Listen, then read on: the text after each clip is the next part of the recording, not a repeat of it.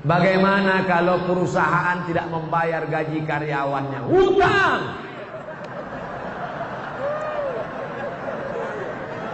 Kalau aku berhutang pada satu orang saudaraku, nanti ku cari engkau di padang mahsyar, insya Allah jumpa kita.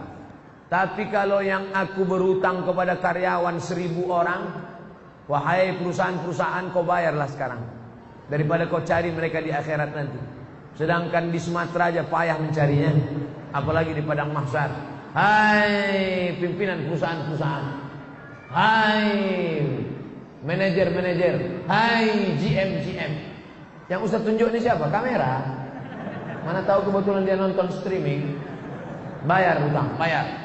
Al-wa'du daim. Janji adalah hutang, dan hutang akan diminta pertanggungjawaban di hadapan Allah. Sekecil apa hutangmu? Faman ya'mal mithqala dzarratin khairan yara. Hutang sebesar biji sawi akan dituntut di hadapan Allah Subhanahu wa taala.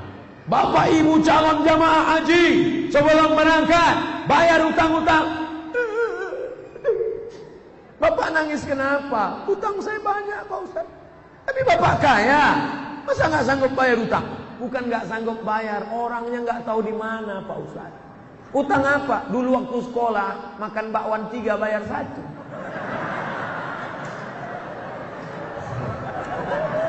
Waspada. Bayar. Saya mengamalkan surat Al-Kahfi setiap malam Jumat. Bagaimana hukumnya? Man qara'a surat Al-Kahfi yaumal Jum'ah. Siapa yang baca surat Al-Kahfi malam Jumat, pagi Jumat, sore Jumat, siang Jumat, dari mulai habis maghrib, sore Kamis, malam Jumat, sampai habis asar, sampai menjelang maghrib hari Jumat, baca surat Al-Kahfi. Allah lahu min nur. Dia dapat cahaya. Dengan cahaya itu dia bisa membedakan mana hak, mana hoax. Mana hak, mana hoax, mana hoax, mana hak. Kita malam ini bisa membedakan mana orang, mana tiang, mana orang, gara-gara apa? Gara-gara cahaya, bukan gara-gara mata. Coba matikan lampu semua, buka mata lebar-lebar. Bisa melihat. Kita bisa melihat bukan karena mata, tapi karena cahaya. Makanya ada orang buta tapi hafal Quran. Kenapa? Matanya tertutup tapi hatinya terang. Nur cahaya. Alhamdulillah Pak Ustaz, saya sudah dapat. Bapak dapat? Iya. Kenapa? Nama bini saya Nur Cahaya. Maka siapa yang mendapatkan nur? Orang yang membaca surat Al-Kahfi hari Jumat, malam Jumat. Yang sudah mengamalkan, terus hadisnya sahih. Baik, yang belum mengamalkan, segera amalkan. Mudah-mudahan umurnya sampai hari Jumat. Saya mengamalkan bacaan Ya Razzaq urzuqnil ba'dal fana di setiap habis sunat fajar. Bagaimana hukumnya Pak Ustaz?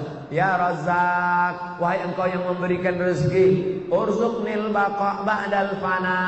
Berikan aku kekekalan setelah binasa. Setelah tanganku binasa dimakan cacing tanah, setelah mataku binasa dimakan ulat, berikan aku kekal abadi. Setelah, apakah doa ini salah? Tidak salah. Silakan amalkan. Ya Razzaq, wahai engkau yang memberi rezeki, wahai engkau yang memberi rezeki, urzuqnil baqa ba'dal fana. Berikanlah aku kekal setelah binasa. Binasa dunia, tapi aku tidak binasa. Selama doa itu tidak salah menurut akidah, maka tidak salah diamalkan. Tapi kalau diajarkan doa, wahai penjaga laut, penjaga sungai, penjaga pohon kayu, datanglah, datang. Itu doa manggil hantu. Nanti pas setelah itu hantunya datang, what can I do for you? Syukron kasiran Ustaz, afwan. Kalau ada orang menyebut syukran, terima kasih, jawabannya afwan. Menurut Ustaz, jamaah tabligh itu baik apa tak baik? Entah. Ada orang kampung saya punya meja biliar bola sodok. musik keras. Pergi saya ke Mesir kuliah. Pulang saya kuliah, saya sholat di masjid, saya jadi makmum. Imamnya enak sekali baca ayat. Bismillahirrahmanirrahim. Alhamdulillahi Rabbil Alamin.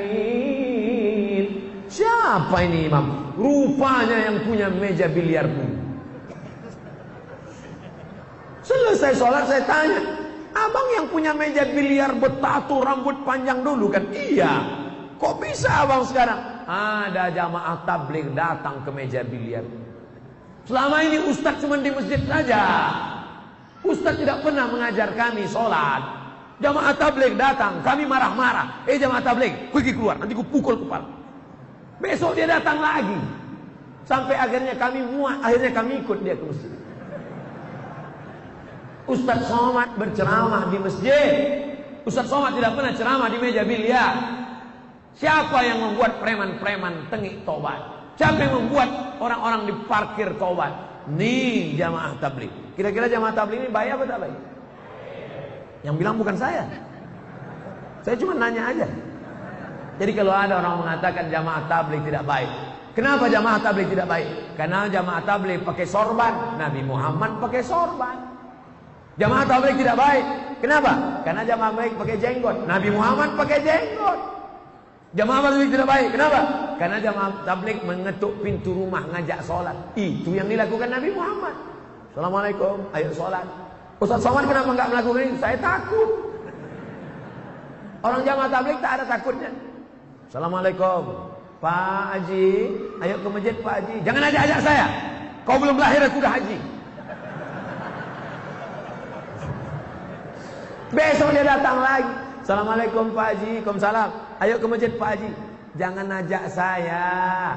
Saya sholat di Masjidil Haram 1 rakaat, catatannya 100.000 rakaat. Sudah penuh amal saya. Saya sudah sedikit lagi masuk surga.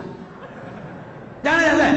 Besok dia datang lagi. Lama-lama Pak Haji bosan. Udah kumat jantung. Ayolah. Nih jamaah tabligh. Kira-kira jamaah tabligh ini baik apa tak baik? Udah 2 kali kutanya.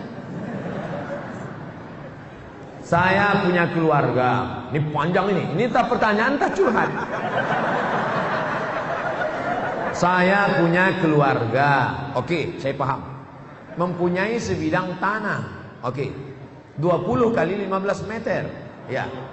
Namun tanah kami dikuasai tanpa hak oleh tetangga kami. Oke, jelas. Dengan ukuran lebar 7 meter. Pertanyaan saya, apakah orang yang mengambil hak tanah kami berdosa hingga akhirat? Qaidah sibrin, sejengkal kau ambil, quyida, dililitkan ke lehermu 7 aradin, 7 lapis. Sejengkal kau ambil 7 lapis tanah dari lehermu. Apalagi 7 meter? Apakah keluarga anak menantu turut berdosa karena mengetahui bahwa orang tuanya telah mengambil? Ya. Yang tak tahu malam ini ku beritahu. Yang pura-pura tak tahu, tak mau tahu, aku kasih tahu. Andai tanah ustadz yang dibuat orang begini, apa tindakan ustadz? Ku lapor ke Pak Kapolres. Ada orang ngejek-ngejek saya. Ngejek-ngejek saya di internet. Foto saya di model-modelnya. Disangkanya saya, Ustaz Somad itu baik, maafkan. Dah. Ustaz, ini ada orang ngejek Ustaz. Kita BAP ke Polda. Berapa tahun? 4 tahun. Tenggelamkan. Kan macam-macam. Apa gunanya di sebelah kanan Pak Kapolres, di sebelah kiri Pak Dandim, ya kan? Kita jalan sama Pak Wakil Gubernur, ada Pak Bupati. Inilah masanya. Mainkan. Ustaz, bagaimana hukumnya baca doa tahlil dengan perantara membakar kemenyan? Di Mesir, pagi-pagi itu ada satu petugas yang bakar menyan di seluruh toko-toko. Di toko keliling bakar menyan. Keliling. Saya waktu pertama sampai di Mesir, wah, nampaknya orang Mesir manggil setan juga. Setelah lama-lama di Makkah, saya lihat menyan itu berbungkal-bungkal. Rupanya menyan itu bukan mau manggil setan, tapi untuk pengharum ruangan. Ketika datang Habib Umar bin Hafiz yang dari Yaman, Hadramaut, dibakar juga di Istiqlal, dibakar. Cuman bukan menyan, tapi serbuk kain, namanya ud. Bahasa kitanya gaharu. Kenapa orang di kampung kita pakai menyan? Kenapa tidak pakai gaharu? Saya tahu setelah saya ceramah di Kalimantan Utara. Saya tanya Pak Gubernur, Pak Gubernur, ya, di sini banyak gaharu. Banyak. Berapa sekilo? 40 juta yang paling murah. Pantesan pakai menyan. Gaharu mahal. Kalau sampailah 40 juta itu kita letakkan di ruang tamu, lalu ada kawan yang hidupkan, itu kita nangis. Kenapa? Nggak tahan asapnya, nggak tahan. 40 juta bro.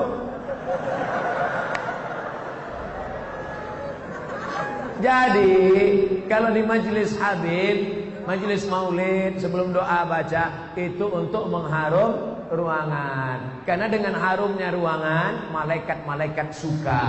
Tapi kalau di ruangan itu bau busuk, man akala basolan, siapa yang makan bawang merah, makan bawang putih, malaikat tidak mau masuk. Kenapa? Malaikat tak tahan mencium. Malaikat, apalagi jengkol sama petai. Tapi kalau gosok gigi dulu boleh. Jadi kalau ada orang membakar menyan, membakar gaharu, tujuannya untuk mengharumkan ruangan, tidak apa-apa.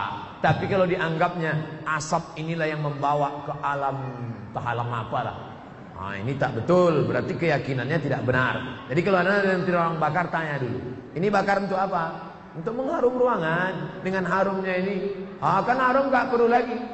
Masjid kita ada pakai pengharum ruangan. Sekarang ada orang pakai harum, itu pakai bahan kimia. Ada bahan kimia, kita hirup masuk ke dalam, itulah yang menjadi cancer. Tulisannya C-A-N-C-E-R, cancer. Orang kita payah bilang cancer. Kenapa? Kanker.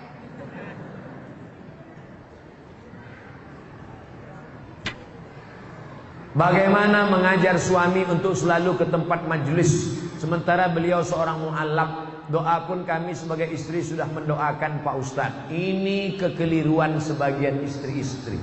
Hai istri-istri, kalian banyak keliru menghadapi suami. Setelah kalian ngaji, lalu setelah itu kalian pulang ke rumah, suami kalian ceramah. Hai suami, sini sebentar. Assalamualaikum warahmatullahi wabarakatuh. Hai suami. Kan begitu caranya. Bahannya dari mulut ibu, tapi pakai lidah wali. Perempuan punya wali 6. Abang. Wali perempuan ada 6. Ayah, kakek, abang, adik, abang ayah, adik ayah. 6 wali kalian, bu. Lapor ke wali, nanti wali yang menasehati dia. Menantuku, hei adik iparku, sini sebentar. Begitu. Makanya laki-laki mesti ngerti. Nanti kalau abang ipar kalian menasehati, itu bukan dia intervensi. Jangan kamu ngomong, Pak, ini keluarga kami, jangan intervensi kami. Nah, ini nggak ngerti keluarga. Ibu tetap berdoa, kami juga nanti di akhir majelis tetap mendoakan, mudah-mudahan suami-suami ibu menjadi suami-suami yang baik-baik semua. Ahlan wa sahlan Ustadz di kota Pala, Fakfak. Semoga Allah senantiasa memberikan kesehatan dan keselamatan. Amin. Bagaimana hukumnya orang tua menolak pinangan laki-laki disebabkan karena keturunannya, padahal laki-laki tersebut baik agamanya? Hai para jomblo-jomblo, tenang, Allah bersama kalian. Takbir. Kuat takbir jomblo. Hai bapak-bapak, hai ibu-ibu yang punya anak gadis, dengar baik-baik. Idza ja'akum man tardawna dinahu, kalau datang kepadamu laki-laki baik agamanya, wa khuluquhu, baik akhlaknya, baik agamanya, baik akhlaknya, 2 saja. Jangan kau cari macam-macam. Dua saja. Baik agamanya, baik akhlaknya. Fazawwijuhu, nikahkan dia dengan anak gadismu, nikahkan dia dengan adikmu, nikahkan dia dengan cucumu. Illa taf'alu, kalau itu tidak kau lakukan, takun fitnatun fil ardi wa fasadun arid, akan terjadi fitnah yang besar. Kalau mahar mahal, maka zina murah. Maka kalau datang nanti anak lajang ini meminang anak gadismu, meminang adikmu, meminang cucumu, baik agamanya, baik akhlaknya, nikahkan. Siap? Yang bilang siap itu yang punya anak gadis, bukan yang mau minang.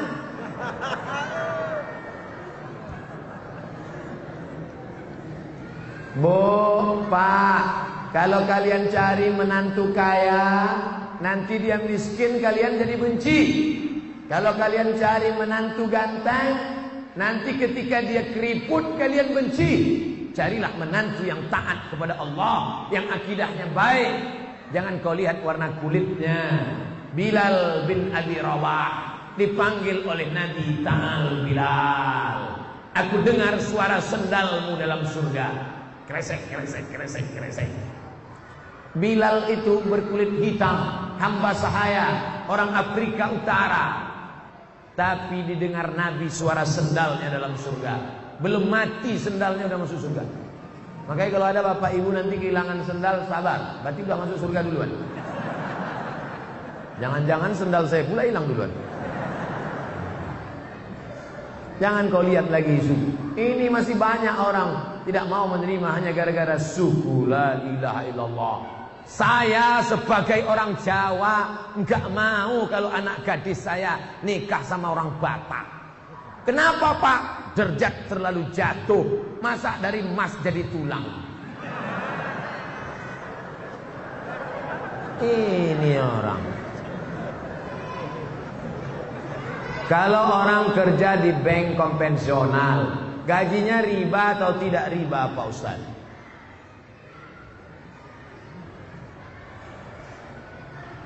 La'anallahu akilar riba.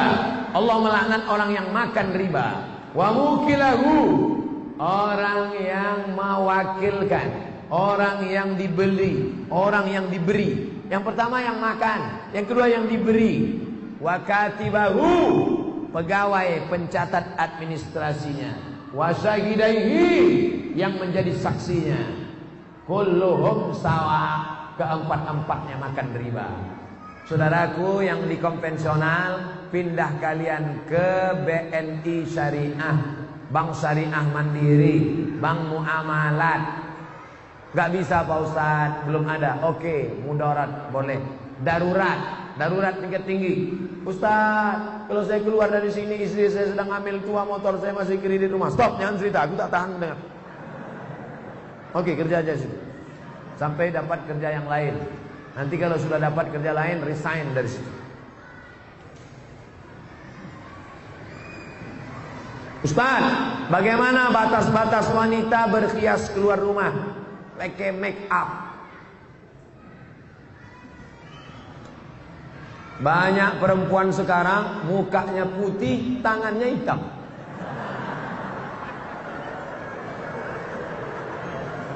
Kau cantik bukan karena bedakmu, kau cantik bukan karena sedomu, kau cantik bukan karena bulu mata alismu, tapi kau cantik karena bekas wudhu tahajudmu.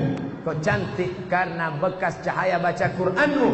Itulah yang disebut dengan inner beauty, kecantikan dari dalam.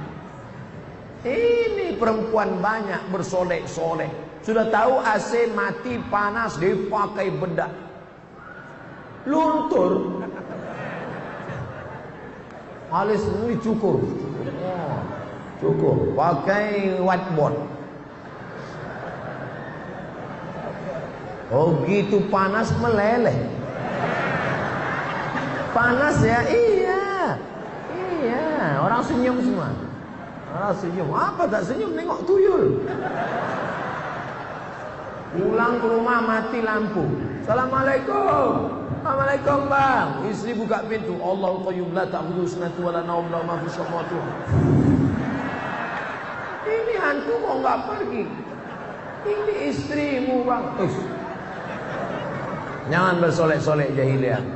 Ustaz, saya ini mukanya pucat. Muka saya pucat Pak Ustaz. Nanti kalau saya nggak pakai bedak, orang nyangka saya sundel bolong. Pakai natural, sekedar warna kulit boleh. Pakai minyak wangi menghilangkan bau ketiak, bau bawang boleh. Tapi kalau sampai bau parfum dipakai di luar, imam hilang konsentrasi.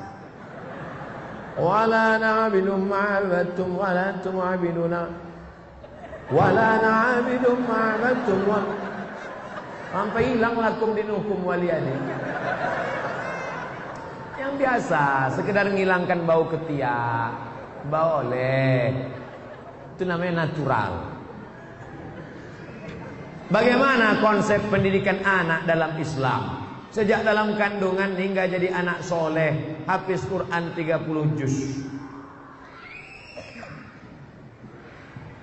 Ada orang mengatakan mendidik anak itu sejak SD. Sejak SD baru bisa dididik. Ada lagi yang mengatakan mendidik anak sejak pandai berjalan. Tapi yang paling tua pendapat, mendidik anak adalah sejak mencarikan ibunya. Aminah ibunya, maka lahirlah anaknya Al-Amin. Al-Amin akan lahir dari Aminah. Tapi jangan gara-gara ini nanti bapak pulang ngomong sama istrinya, gara-gara kau tidak Aminah, maka anak kita tidak Al-Amin. Yang kalian yang lajang-lajang, yang belum menikah, mudah-mudahan ditemukan dengan Aminah. Yang ngomong amin yang belum nikah. Ini anak udah 2, amin. Gak tahu dia istrinya nengok dari atas. Awas. Bapak Ibu yang dimuliakan Allah, cari istri solehah. Dia nanti akan mendidik anak-anak kita. Kita pergi petang, pergi pagi, pulang petang, peraslingan, banting tulang. Kita pergi pagi, anak belum bangun tidur. Kita pulang malam, anak sudah tidur. Kita jarang pulang. Nama Toib. Siapa yang mendidik anak-anak kita? Nih mereka. Didik istri soleha. Istri soleha saat mengandung anak dibacakannya Al-Quran. Bismillahirrahmanirrahim. Amma yatasaalun 'anil naba'il 'azim alladzi hum fihi mukhtalifun kalla saya'lamun. Masya Allah, 3 kali ganti. Macam penerbangan juga.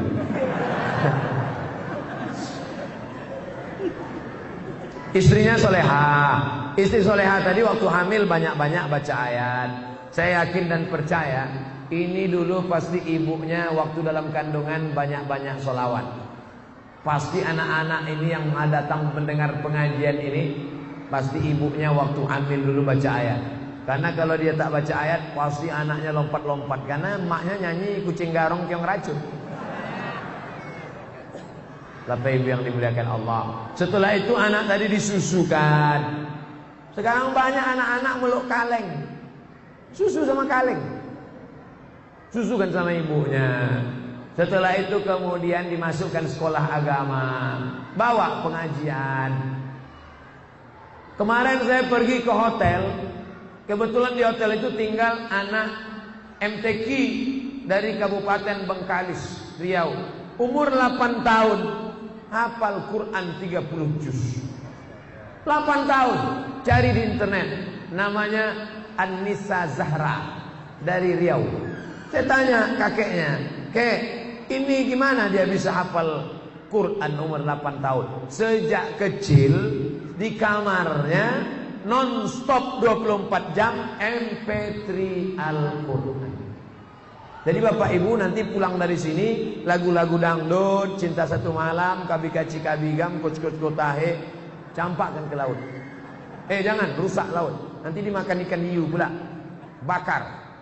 Alhamdulillah Pak Ustaz, semua CD-CD lagu dangdut udah saya sodakohkan. Jangan.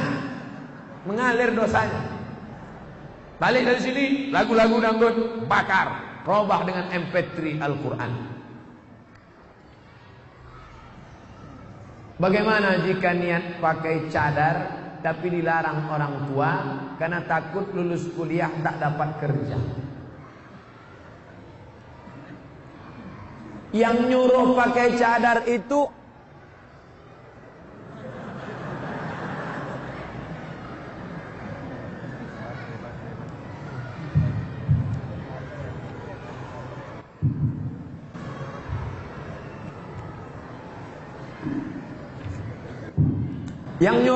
cadar itu Allah apa ustaz?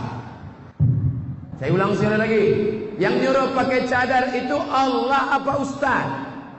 Allah. Yang ngasih rezeki itu Allah apa ustaz? Allah. Kenapa takut pada kerja? Padahal yang ngasih rezeki Allah, yang nyuruh pakai cadar Allah. Ikhtilaf antara wajib tak wajib. Saya tak mempermasalahkan. Yang sudah pakai cadar bagus.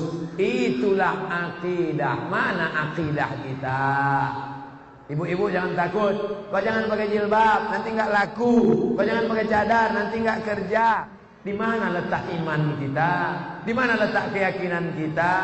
Bukan satu pintu rezeki yang diberikan Allah. Ibu-ibu yang punya anak gadis, mau dia pakai cadar, alhamdulillah. Jangan takut rezeki. Ya Razzaq, wahai Engkau Maha Pemberi rezeki. Wa ma min dabbatin fil ard, tidak ada satu binatang yang melata di atas muka bumi melainkan Allah yang memberikan rezekinya. Cicak itu melata, tak bisa dia ke darat. Cicak di dinding-dinding, tapi makanannya luar biasa. Cicak itu makanannya bukan tanggung-tanggung, helikopter dia makan. Allah menjamin rezeki. Kenapa takut? Bagaimana hukumnya kita mendoakan orang tua yang sudah meninggal dunia, tapi kita berbeda keyakinan? Apakah adanya diijabah atau tidak? Yang berbeda agama ada dua doa. Doa ketika masih hidup, Allahumma hdi qaumi fa innahum la ya'lamun. Berikan hidayah. Berikan hidayah kepada bapakku, berikan hidayah kepada ibuku, berikan hidayah kepada kakekku. Doa itu dia panjatkan Nabi untuk umatnya. Adapun yang sudah meninggal dunia, serahkan dia kepada Allah. Ayahku ini hambamu, kakekku ini hambamu, ibuku ini hambamu, maka kuserahkan dia kepada Engkau ya Allah. Itu doa Nabi Isa. In tu'adzibhum fa innahum ibaduk. Kalau kau azab, maka mereka itu hambamu ya Allah. Kalau kau ampunkan, mereka itu hambamu ya Allah. Kalau kau azab, mereka itu juga hambamu ya Allah. Itu yang bisa kita ucapkan. Serahkan kepada Allah Subhanahu wa ta'ala.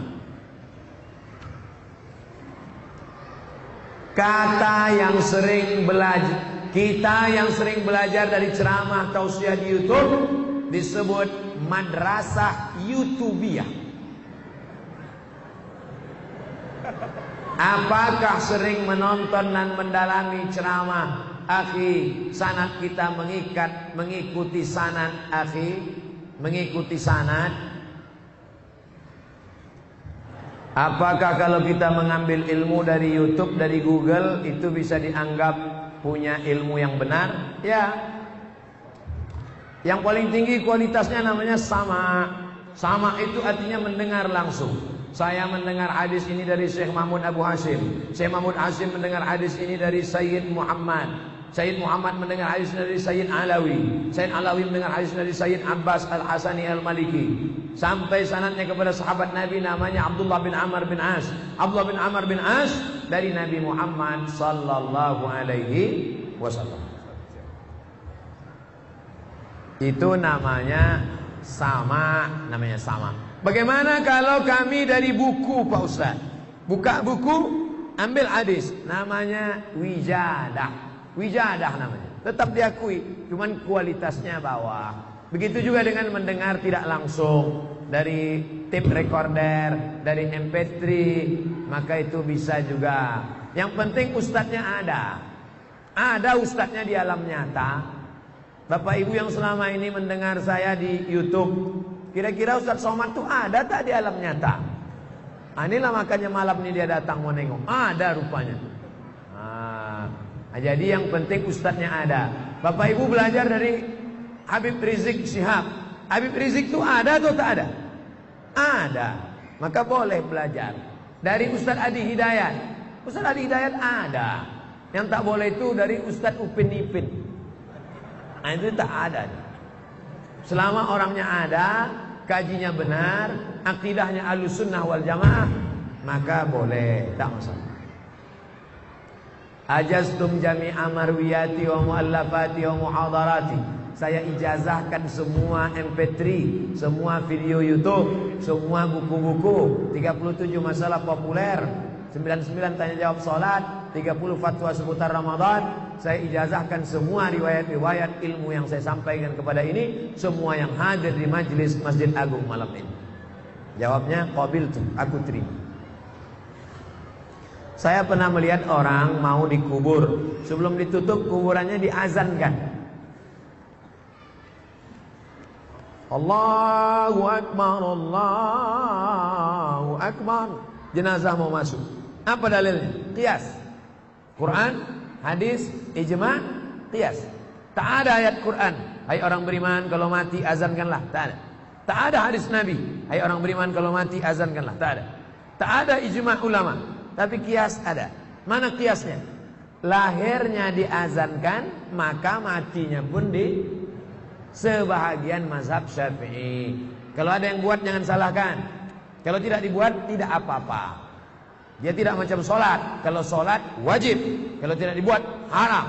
Ada dalam hadis, ada dalam Quran, ada dalam ijma'. Kalau mengazankan jenazah ini qiyas, sebagian mazhab. Mau dibuat silakan, tidak dibuat tidak ada apa-apa. Jangan berkelahi gara-gara ini. Orang tua saya, beliau taat beribadah. Namun di samping itu dia punya ilmu-ilmu yang dapat dari nenek kami. Katanya nenek kami bisa mengetahui masa depan. Sering didatangi meminta keberuntungan. Cara mendapatkan ilmu itu dengan bawa pengorbanan uang dan ayam. Ayam goreng apa ayam hidup?